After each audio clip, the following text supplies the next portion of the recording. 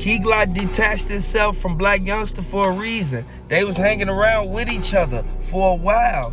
And people don't really pay attention to this, man. We all know for a fact that it's sad that this type of stuff have to happen, but in all actual reality, people was walking around with their shirts off, man. They had their shirt off, man, so they identified the man. Where's the rest of the footage? And this is what everybody in PRE is saying. Castelia Apartments, everybody that Young Dolph took care of up in there, them people looking at it like, hold on, man. Bring Dolph back, man. Bring Dolph back. And I want to give a moment of silence for Young Dolph, man, because this is sad, man. In all actual reality, throw them PREs down in the comment section. Raven, Nano, One, Trigger Trey, and Trula Mafia, they've been quiet for a long time. And everybody know for a fact, only person that's gonna go quiet is the people who had something to do with whatever thing happened. I want y'all to understand this is something that we need to realize and open our eyes to the fact that this is a revolving door and this could have happened to anybody. We know for a fact that everybody who ran up in that cookie shop, they knew the people in the cookie shop already was waiting on them to even run up in there. I want y'all to really look at this because this is something that could have happened to Key Glock or a Big Moochie Grape like at any day before that happened to Dolph. They knew when Young Dolph got off that plane. They knew Young Dolph was real live, riding around the city by himself. Only people who knew that he was by himself was Big Moochie Grape, Key Glock, and you gotta understand, Big Jook, they already got informants working in PRE that basically let them know every move that they make. I want y'all to really look at this and take heed to this. If you're new to the channel, hit the like button, subscribe to the channel, turn on the post notifications, and share this video. When they ran in Makitas, everybody already knew for a fact that it was going down and it was finna be over with because they had the Drake already out when they was hopping out the car, running to the door. Everybody sat there and saw that glass on the ground. And people sit there and said, like, why was he even sitting right there, like leaning out the window? He was leaning out the window so that he can get a better aim, man. I want y'all to know that the first two shots that came from out that white car that went into that door, that was the first two shots that went right past Marcus Thorne. And from what everybody not talking about, people need to realize that Marcus Thorne, he got grazed, man. He got grazed by one of the shells, man, and the other one hit Young Dolph, man. I want y'all to really look at it.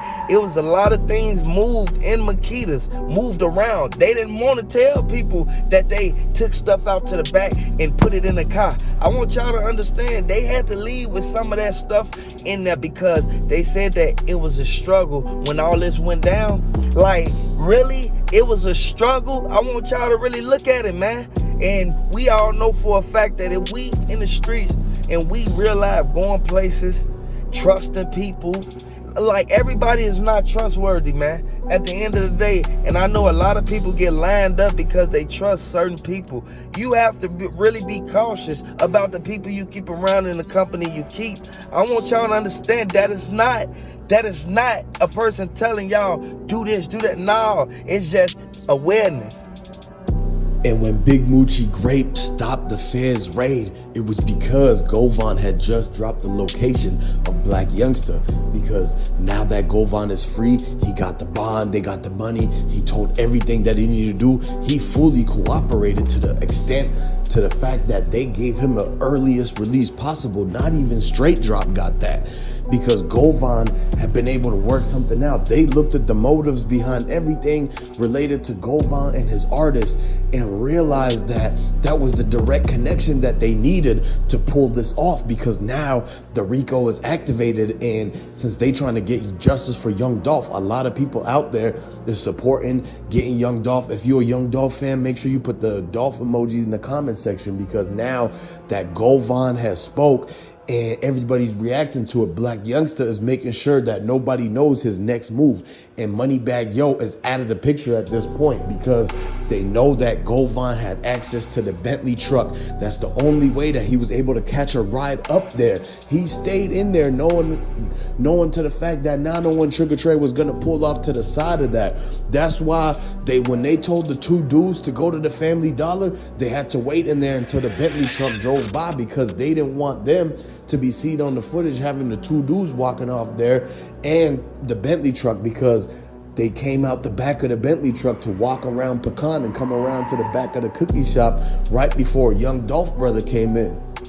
And so that's why they're lucky that young Dolph brother didn't recognize Govan before, because of the fact that he would have known that Govan was right there. Too bad that they took him right away and actually found some way to actually get him into the cruiser. They had something pinned on him. When they talked to the cookie shop owner, they talked to everybody right there, the first responders and everything. They said that he was the one that was running around with the scrap.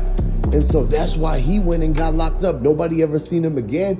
And they saying he was staying with Mia J in the whole witness protection program. And so that's why that now, knowing that, he would have actually recognized Govan, because that's young Dolph brother. Of course he's gonna know Govan. He seen Govan back in LA that one time when Dolph had got hit in the arm and everything like that. In the 100 shots, who you think was Blac Youngsta's driver when they did the 100 shots? Exactly. So that's why he got caught with the CMG driver in the Bentley truck going to Makita's. On the way there, everybody was following. Remember, it was like 6 or 7 cars that was going on. So when the people out there in front standing in that parking lot at the grass was filming around, you remember nobody came close to that window. They all stayed back by that curb because they knew that all these cars was looking around and looking for him. Everything was being seen from across the street. And as soon as the Bentley took off, that's when everybody cleared out. All the people came outside. Everybody started looking at the people. Everybody was looking at the Keosha Jones and everything like that. And once they started paying attention to that and the arm at the window, man, the Bentley took off and already was down airways, almost turning in to catch that flight. And so by that time, it was already too late. And so once they skirted off, Big Moochie, Grape, Key Glock, and them, remember, Snoop Bands, they never even showed up to the cookie shop until Key Glock's brother actually was over there, and he walked backwards up to the people to the gate, and they told him that he couldn't come any further, and he was losing it out there because that's Key Glock brother. He knows that the only way he was gonna make it out of Memphis was through young Dolph, basically.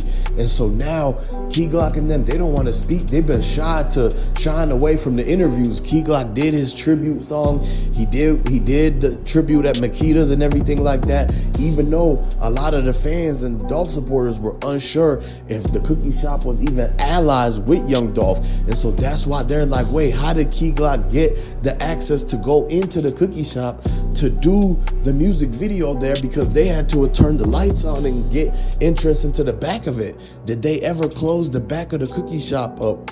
Or was the door always open like it always is? Because they might not even have a lock on there. So that means anybody could have been running in there and taking the rope that was tied around the office chair that somebody was sitting in, that could have been with the yellow t-shirt and everything like that. And so what happened is that now they got to figure out, okay, who came into the back of the cookie shop after everything was boarded up and shut down? Because once they came in, they had remodeled the whole thing. Remember, they patched up the walls and fixed the plumbing and everything. They said that bathroom had a total loss.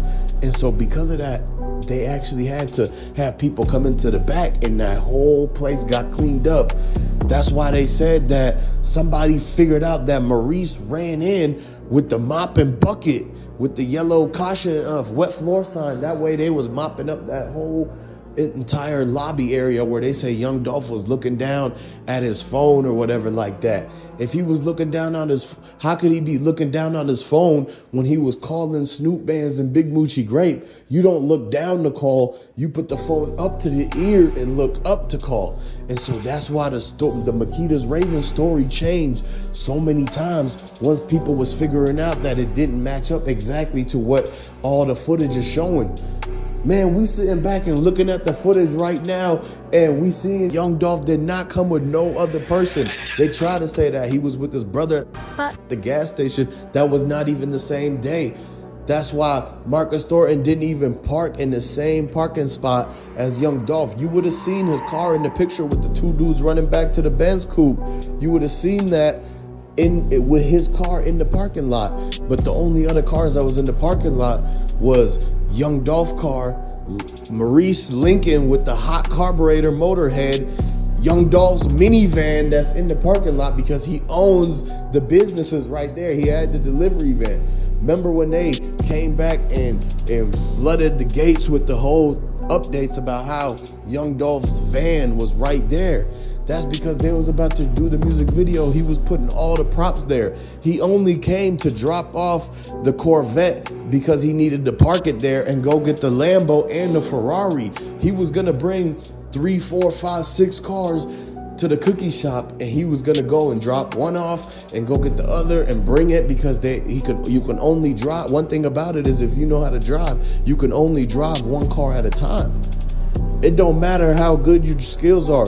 There's no way you could be in 2 cars at the same time driving them. And so that's why Young Dolph came to drop off the Corvette. He was about to get into the van to go and take it down and get the other car and bring the Lambo and the Ferrari that looked just like it. It's got the same exact wrap, the camel wrap with the blue stripes. But they asked him to come. He didn't know that the cookie shop was going to open that early.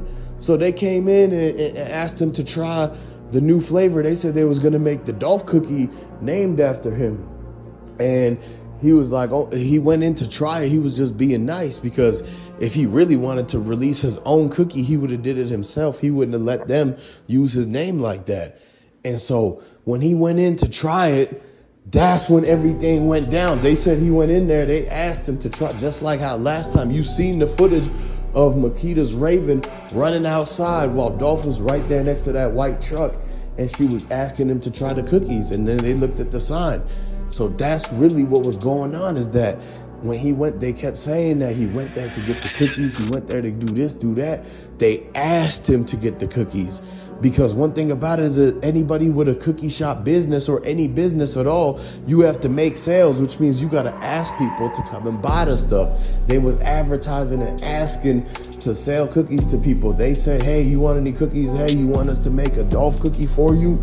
And so that's where he was caught up in the conversation, and it was just enough time to where he was in there enough time to where the people, when they pulled up, they seen that it was him. And if the Bentley was already right there, everybody was pulling up as soon as they seen his car pull up into that parking spot. And he went inside. He was in the tax place. He was in the cookie shop area. He locked his door. But they had that second backup set of keys. Remember when they reached in his pocket and took the keys while they had the camera on him and the microphone when they was doing that interview, his last interview.